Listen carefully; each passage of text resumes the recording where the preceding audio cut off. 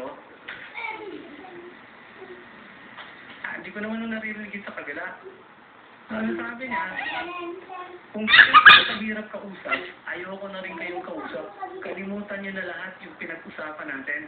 Ganun ka lang. Sabi ni Luzada, hindi naman niya narinig ang boses sa kabilang linya. Ayan, Paano niya nalaman na si FJ Ibang ano naman style. After.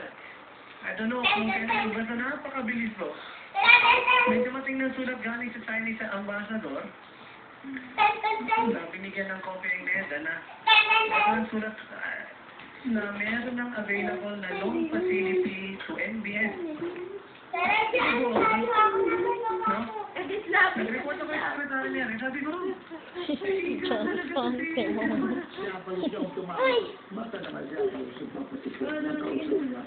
Ah!